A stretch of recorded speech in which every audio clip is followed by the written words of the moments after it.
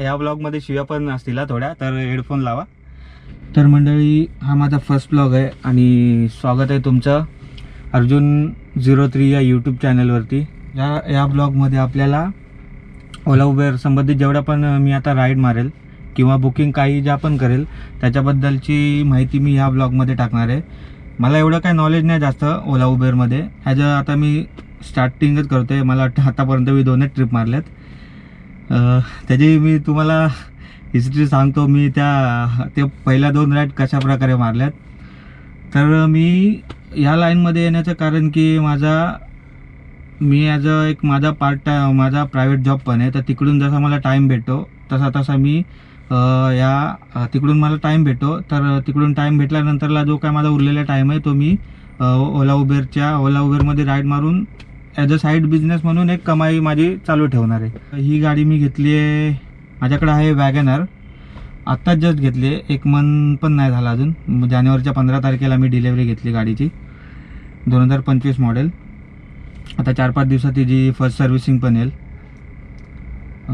तर एवढ्या दिवसात म्हणजे मी अशा प्रायव्हेट राईड मारल्यात म्हणजे माझ्या ओळखीवरती, आणि ओला उबेरवरती अशा मी जस्ट 2च राईड मारल्यात. त्या पण एकदम आणखी स्टार्टिंग तर तुम्हाला माहिती आहे, स्टार्टिंग कोणताही बिझनेस असू द्या त्याच्यामध्ये स्टार्टिंगला तर एकदम तुम्हाला असं पाहिजे तसं भेटत नाही. मग मी त्या राईड एकदम म्हणजे प्रेशर खालीच मारलं आहे मी. म्हणजे नवीन असल्या तर थोडं टेन्शन येतच ना. तर मी त्या तुम्हाला दाखवतो कशा प्रकारे मारल्यात. मी माझा व्हिडिओ ती राईड कितीची ती पहिले तुम्हाला मोबाईलमध्ये जो स्क्रीनशॉट किंवा त्या ॲप्लिकेशनमध्ये नेऊन दाखवतो मी कोणत्या आहेत त्या राईड. तर मंडळी, माझ्या घामाकडे दुर्लक्ष करा. माझी तब्येत पण ठीक नाही आणि जस्ट मी डॉक्टरकडे जाऊन आलो. गोळ्या इंजेक्शन्स वगैरे घेतले. तर बोलो गाडीमध्ये आता गरम झाले असेल, बोलो पूर्ण घाम निघून जाईल ना तर बरं वाटेल. म्हणजे कसं त्या घामाबरोबर ताप पण निघून जाईल. तर ही आहे जी मी फर्स्ट राईड केलेली. 714 दाखवते. कुठून ते घाटकोपर ते T1 मारलं होतं मी फर्स्ट, आणि त्याचा फेअर बघा काय झालं आहे, 714 झालं आहे. तर ते 714 कसं झालं ते सांगतो मी तुम्हाला.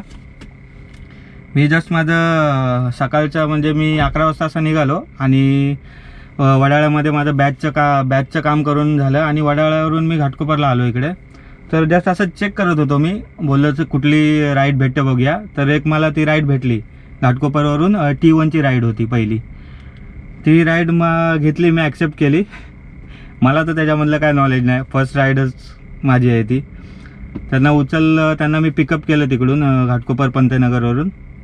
आणि एअरपोर्टचा तर आपला जायचा काय संबंध नाही, कधी मी गेलो नाही एअरपोर्टला वगैरे. त्यांना पिकअप केला तिकडून एअरपोर्टच्या रोडला, म्हणजे साकीनाक्यावरून जो लेफ्ट मारतो तिकडून गेलो मी. आणि एअरपोर्टच्या तो एक मला तिथलं एक्झॅक्ट लोकेशन माहीत नाही. तो एक एअरपोर्टच्या आतमध्ये घुसलो ना आपण, तो ब्रिज लागला ना त्याच्यावरती एक लेफ्ट मारला की डायरेक्ट तो सांताक्रूजला निघतो त्या साईडला कुठेतरी. आणि जो ब्रिजच्या खालून जो राईट मारला ना, तर ब्रिजच्या खालून राईट मारून सिग्नल लागतो, मग आपण लेफ्ट मारून T1ला जातो असं आहे. तर मला ते काय कळालं नाही ट्रॅफिकमध्ये, आणि नवीन असल्यामुळे मला कळालं नाही. तर मी डायरेक्ट घेऊन गेलो, तो वरचा ब्रिज पकडला आणि डायरेक्ट सांताक्रूजला तिकडे बाहेर निघालो.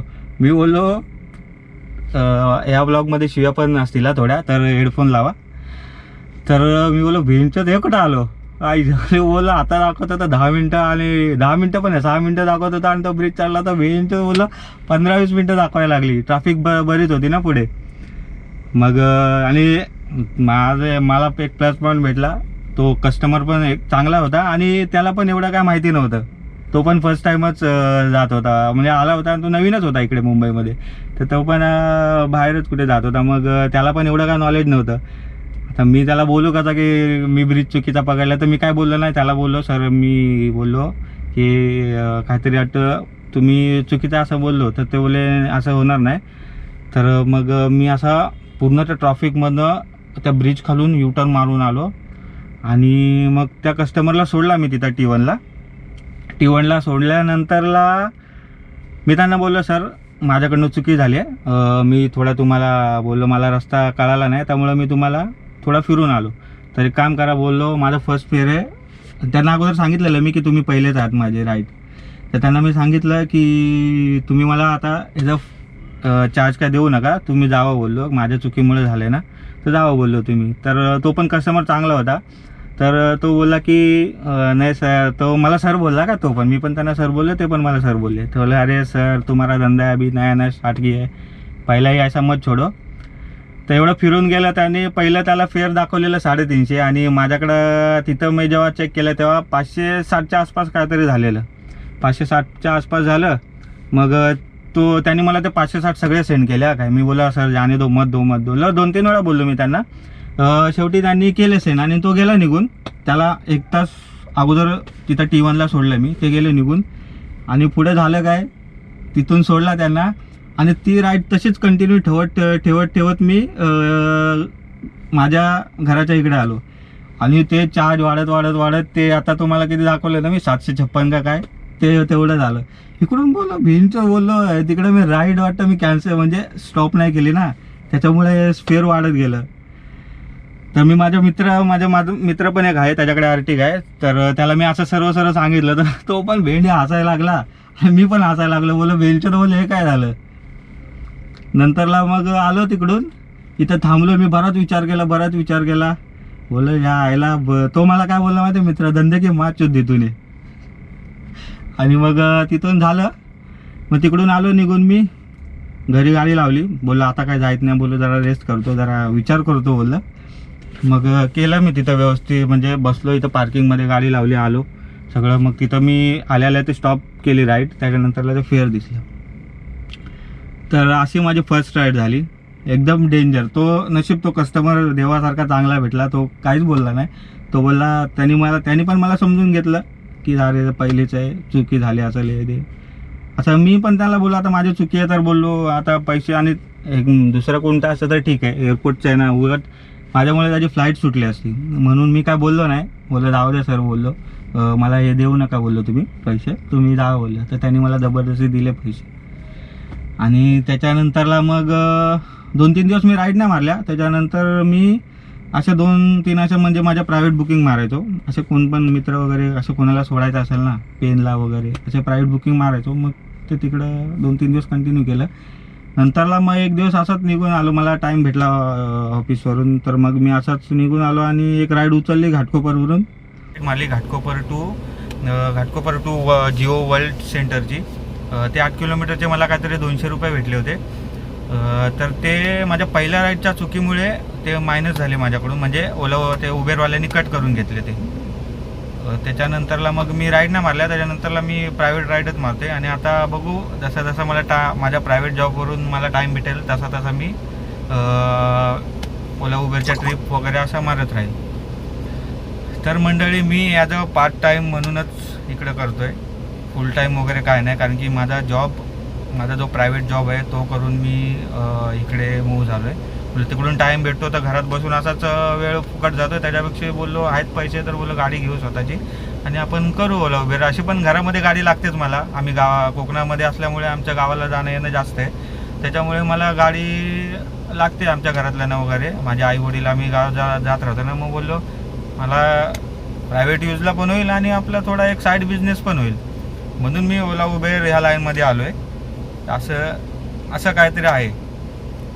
तर इथून पुढे जसा मला टाईम भेटेल तसा मी बुकिंग मारेल ओला उबेरमध्ये आणि थोडे साईड बिझनेस ॲज मी इन्कम करायचा प्रयत्न करेल. तर काही हेट कमेंट करू नका, नवीन असल्यामुळे समजून घ्या. मला राईडमधलं काही कसं राईड करायचं असं मला अजून नॉलेज नाही आहे, पण जसं मला भेटतो आहे अजून मला तेवढं म्हणजे प्रॉपर जमत पण नाही. अजून मला एवढं पण नाही माहिती इव्हन की मला राईड कुठून उचलायच्या. तिकडे गेलो की मला तिथूनच राईड उचलायची, तिथून नाही भेटली तर दुसऱ्या कोणत्या लोकेशनवरनं मला राईड भेटेल अजून याचं पण मला नॉलेज नाही. मी जसं मला आता बघा आईच्या पोटामधून शिकून येत नाही कुठल्या गोष्टी, जे काय असेल ते इकडेच शिकाव्या लागतात. मी बोललो आस्ते शिकेल पण मला नॉलेज पण येईल आणि बोललो आपलं एक स्वतःला गाडीचा मला यूज पण होईल घरामध्ये. त्यासाठी मी या लाईनमध्ये आलो. माझा पार्ट टाईम आहे, मी इकडे माझा जॉब करून मी हे करणार आहे. तर हेट कमेंट करू नका. जर माझं काय चुकलं असेल तर मला कमेंटमध्ये सांगा समजावून की असं कर, इकडं ट्रिप भेटेल. आणि याच्यापुढे मी माझे जसे बुकिंग घेईल तशा मी व्हिडिओ टाकत राहील. जर काय चुकलं इथून पुढे माझं तर मला कमेंटमध्ये समजावून सांगा. हेट कमेंट करू नका. हेट कमेंट केल्यावर असं काय मला हे नाही, पण कसं एक निगेटिव्ह पण येईल माझ्यामध्ये, म्हणजे मला एक डिमोटिवेट होईल मी. तर मला एवढंच की एक मोटिव्ह करा.